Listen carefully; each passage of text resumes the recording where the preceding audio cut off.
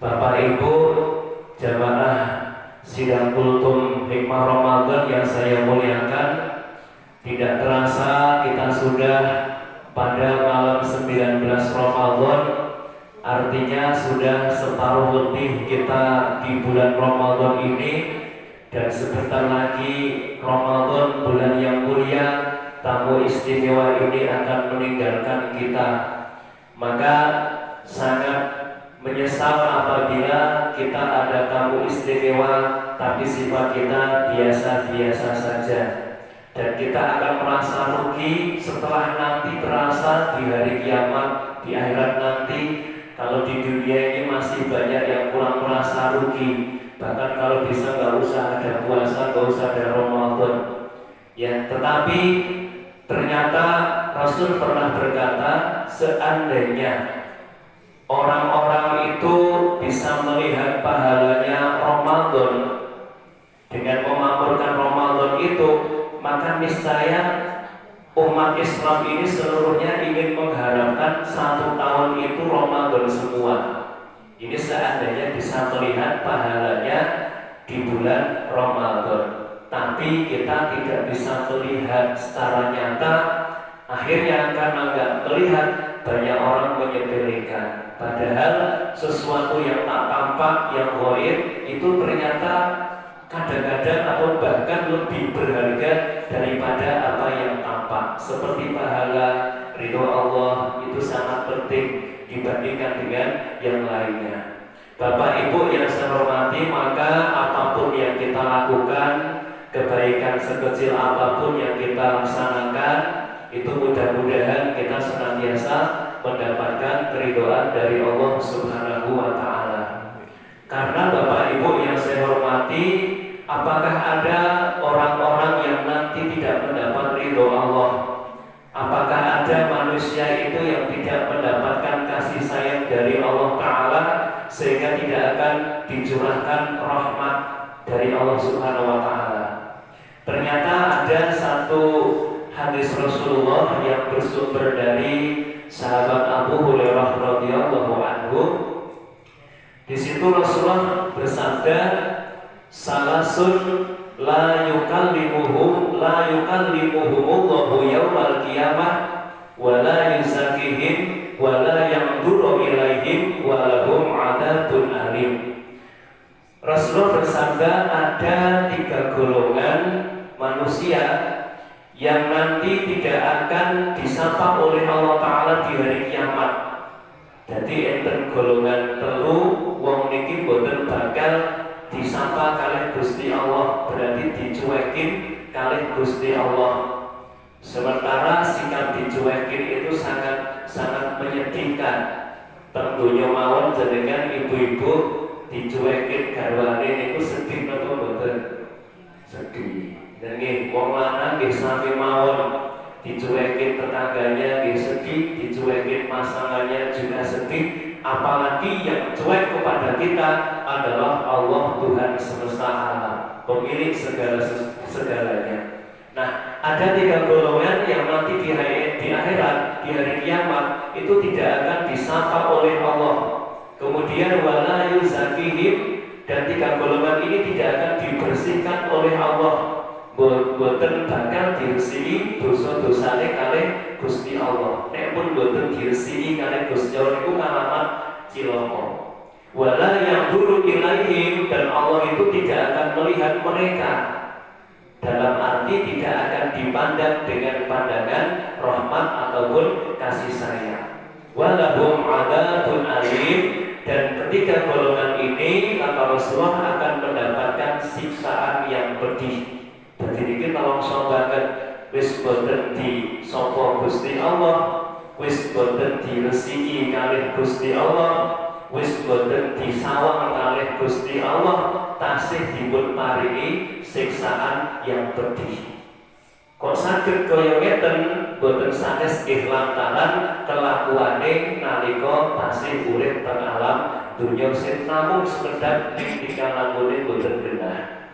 Nah, siapakah 3 golongan ini? Para bapak, para ibu yang sangat mengerikan, akan diberi siksaan yang pedih. Mudah-mudahan jenengan boten termasuk upama kok pernah termasuk muga-muga enggal-enggal tobat dipun ngapura diri Gusti Allah Ta'ala, kemudian berubah jalannya menjadi yang diridhoi oleh Allah Ta'ala, meninggalkan semua yang tidak baik menuju yang baik, meninggalkan semua yang dilaknat oleh Allah menjadi yang diridhoi oleh Allah Subhanahu wa Ta'ala.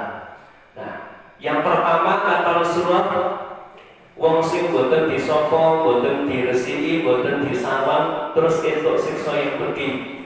Nggih menika saikhun zain, orang tua yang berzina. Dalam arti orang tua ini sudah hidup berumah tangga, sudah punya anak, punya istri, bahkan punya cucu, tetapi melakukan satu dosa besar, nggih menika perzinahan. Ini satu hal yang merupakan jalan yang tidak diridhoi oleh Allah. Bahkan dalam Al-Quran sudah jelas wala taqrabuz zina, gitu kan? Dan janganlah kamu dekati zina. Dekat-dekati saja tidak boleh, seperti pacaran, seperti berdua di tempat sepi, itu kan mendekati zina, apalagi sampai melakukan. Tapi nek wong sing rada goblok, sing main kan cedak-cedak, dari sisa diri kan gak apa-apa. Nah, ini mendekati saja nggak boleh, apalagi sampai melakukan. Podo mawon ojo cedak-cedak geni, ngeten nggih, ndak obong. Cedak-cedak mawon pun panas apa meneh kok nyemplung geni. Ojo turun pinggir sumur ndak kecemplung, ngeten nggih. Nyedak-nyedak mawon pun medeni apa meneh kok langsung nyemplung sumur. Tentu dipaham yang lebih tinggi, dipaham yang lebih tingkatannya lebih tinggi. Nah, di sini orang yang sudah berumah tangga, bahkan sudah tua usianya, di saat dia harus mempersiapkan bekal ibadah, bekal sangut, suwata ngersane Gusti Allah, malah dia melakukan perzinahan. Naudzubillah dari mila monggo para bapak, para ibu, kita sareng-sareng jaga ugi nyuwun perlindungan kali Gusti Allah, mudah-mudahan dijauhkan dari hal seperti ini. Kita jaga rumah tangga kita dengan sebaik-baiknya. Jangan sampai tergoda dengan rumput tetangga yang lebih hijau, gitu. Ojo nanti ono istilah selimut tetangga, gitu. Nah, selimut kita adalah istri kita, suami kita, bukan tetangga kita. Jadi saikhul zanin, orang tua yang berzina ini nanti akan tidak disapa Allah, tidak dibersihkan Allah, tidak dipandang oleh Allah, dan mendapat siksaan yang pedih. Kemudian siapa yang kedua? Kata Rasulullah, wa malikun kadzabun, seorang raja, seorang penguasa yang pendusta. Jadi misalnya enten rojo, enten pemimpin, ya, ada ratu, tetapi mereka ini sombong, mereka ini pendusta, alias tingkah lakunya itu selalu menyusahkan rakyatnya, menjadi raja yang berkhianat dan sebagainya. Maka raja yang seperti ini, penguasa yang seperti ini tidak akan mendapat kasih sayang dari Allah Ta'ala. Bahkan dalam keterangan hadis lain, Bapak Ibu, pemimpin sing dolim, raja yang sangat kejam ini, ya, yang sikapnya selalu merugikan rakyat, ini nanti akan masuk neraka tanpa hisab, mlebu neraka tanpa hisab, boten dihitung-hitung amalnya langsung cemplungno neraka. Nah, ini maka walaupun kita sebagai seorang pemimpin tingkatan rendah, ya kan, misalnya kita berupaya untuk bagaimana supaya bisa menjaga amanah kepemimpinan dengan sebaik-baiknya. Ini yang kedua adalah seorang raja, presiden, pemimpin yang berdusta.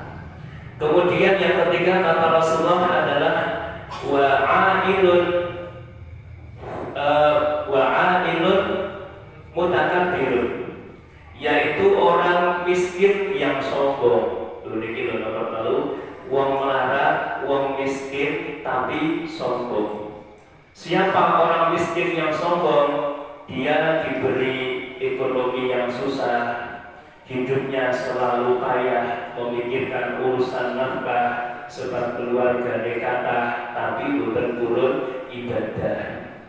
Contohnya nopo boten purun sholat gangsal wedal, boten nindakaken dawuh-dawuhipun Gusti Allah, ini termasuk sombong. Karena apa? Menolak kebenaran dari Allah Subhanahu wa Ta'ala. Mila para bapak, para ibu ingkang kita muliaken, kangge menghindari kesombongan, kula jenengan ini harus meletakkan bagian tubuh kita yang paling mulia, yaitu kepala kita, diletakkan di tempat yang paling rendah yang sering diinjak-injak oleh manusia, yang menika tanah, untuk menghilangkan kesombongan. Mula tiang niku nek tasih purun sujud, tasih purun sholat, insya Allah selamat saking sifat sombong. Tapi kula jenengan kok pun boten sujud, nggih, itu berarti nopo sombong dhateng Gusti Allah Subhanahu wa Ta'ala, boten butuh kalih rahmatipun Allah Subhanahu wa Ta'ala. Mila sanget sedihipun misale kula jenengan dipun paringi urip sing susah, sholat boten purun, poso boten purun, ngamal apik boten purun, teng dunya susah, teng akhirat luwih susah. Nah, makanya ketika kita diberi kemiskinan, kita diberi ekonomi yang lemah, kita ini harus selalu bersabar, dan tandanya bersabar adalah selalu menjaga ibadah kita kepada Allah Subhanahu wa Ta'ala. Walaupun kita miskin, tetapi tidak menjadi penghalang untuk tetap istiqomah menjalankan ketaatan kepada Allah Subhanahu wa Ta'ala. Nah, kata-kata sombong ataupun takabur, menika ada dua hal pernah kita sampaikan. Sombong itu dikatakan yang pertama adalah menolak kebenaran, diperintah sing hak-hak dari Gusti Allah boten purun, kaya diperintah poso boten purun, itu sombong. Diperintah sholat tidak mau, itu namanya sombong, karena kita menolak kebenaran dari Allah Ta'ala. Nah, sombong yang kedua adalah merendahkan orang lain, menganggap kita ini lebih utama, kita ini lebih baik dari yang lainnya, ini juga dikatakan sombong. Maka pernah seorang ulama besar yang bernama Yahya bin Mu'ad Ar-Razi radhiyallahu anhu, dia itu pernah mengatakan semua maksiat, semua kedurhakaan atau semua dosa yang dilakukan karena syahwat ngerti nggih? Syahwat niku istiaqun nasi ila saidin, brontone awak marang suwiji-wiji niku jenengane syahwat, kepinginan. Nah, menungso niki digawe syahwat kali Gusti Allah, seneng wong wedok, seneng napa kendaraan, seneng hewan, seneng emas, seneng perak, seneng keluarga, ini termasuk kesenangan-kesenangan anugerah dari Allah Ta'ala. Tapi jangan sampai diselewengkan untuk hal-hal yang tidak diridhoi oleh Allah Subhanahu wa Ta'ala. Nah, kabeh dosa sing dilakukan karena timbul dari syahwat itu masih ada harapan mendapat ampunan dari Allah Subhanahu wa Ta'ala. Tapi kata beliau, kalau maksiat atau dosa itu dilakukan karena kesombongan, maka ini tidak ada harapan untuk bisa diampuni oleh Allah. Contohnya ngeten, apakah sholat ora apa-apa, orang sholat jarene orang apa, najan Gusti Allah perintah sholat pirang-pirang, nek aku mau ya aku mau, kabehku manut karepku dhewe. Ngeten iki termasuk kata-kata sombong, kata-kata aku, ngeten. Nah, jadi diperintah kali Gusti Allah, tapi kula jenengan bangkang, itu termasuk melakukan sebuah kibr ataupun keangkuhan. Nah, nglakoni dosa krana sombong niki boten enten harapan diampuni oleh Allah Subhanahu wa Ta'ala. Kenapa dosa sombong ini tidak diampuni oleh Allah? Karena yang namanya iblis alaihi laknah itu mendapatkan murka Allah, laknat Allah, jadi penghuni neraka selama-lamanya, itu gara-gara melakukan dosa karena kesombongan. Nggih menika boten purun hormat kalih Nabi Adam alaihissalam, merasa dirinya lebih baik daripada Nabi Adam alaihi salam. Tapi nek Nabi Adam nglakoni dosa kok tasih di ngapura kalih Gusti Allah, nglakoni salah kok di ngapura kalih Gusti Allah, mergo Sebab Nabi Adam melakukan kesalahan itu karena syahwat. Syahwatnya nopo kepengin ngicipi buah pohon khuldi yang dilarang oleh Allah Subhanahu wa Ta'ala. Aslinya Nabi Adam itu tidak mau, karena pun dipun paringi ngertos Gusti Allah jangan dekati pohon ini gitu kan, supaya nopo teng swarga niki saged salawas-lawase aja mendekat-dekati pohon khuldi tadi. Boten purun. Tapi Nabi Adam punya istri yang namanya Siti Hawa. Sifatnya yang sering itu biasanya diam-diam menghanyutkan, sering merayu suaminya. Ini apa boten Bu? Merayu. Nah, jadi akhirnya digodho kali Siti Hawa. Ayo Mas, kok yo podo-podo apa jenengane, kok yo ngicipi buah khuldi dan awak dhewe langgeng ning swarga. Nabi Adam boten purun, moh aku moh perintah Gusti Allah, aku ra entuk mangan buah khuldi. Tapi dirayu terus lah, sampeyan wis seneng ora karo aku asline. Ya seneng, nek seneng ayo bareng-bareng ngicipi buah khuldi. Nah, akhirnya Nabi Adam dirayu Siti Hawa terus nopo turun ngicipi buah khuldi. Etan setunggal riwayat Nabi Adam niku setunggal sing didahar, Siti Hawa niku kalih. Sebab nopo keinginan wanita itu lebih banyak daripada keinginan suami. Pinginane wong wedok niku luwih kathah tinimbang wong lanang. Kira-kira niku bener mboten ibu wong wedok yang setri mriki. Pinginane soal kepinginan ngene. Nah, contoh nek ora ya padha wae misal. Boten contone misale ibu-ibu niku misale gandeng jilbab namung setunggal tok, kira-kira trimo ora? Ora trimo. Tapi nek wong lanang duwe kupluk siji nganti ngelotok bludrune, niku yo manut mawon. Tapi nek wanita itu kan dengan identik dengan keindahan, yang banyak keinginannya itu memang fitrahnya perempuan seperti itu. Tapi jangan sampai salah jalan. Akhirnya kalau salah jalan, salah langkah, berarti dia menuruti kepinginan, royal sandangan, royal makanan, ekonomi hancur hanya gara-gara menuruti penampilannya atau boten. Lumrah, tapi jangan sampai salah langkah. Nah, Nabi Adam itu makan satu, akhirnya ingat kali perintah Gusti Allah kalau ampun nyedak-nyedai nyedak-nyedai buah khuldi, kelingan pun tenggulu pun diletapi tenggulu terus mandek tenggulu, akhirnya jadi asal usule jakun utawa nek wong lanang niku diarani apa? Mati. Mula mandek tenggulu terus mriki gak iso ditokno meneh dadine jendel mriki niki.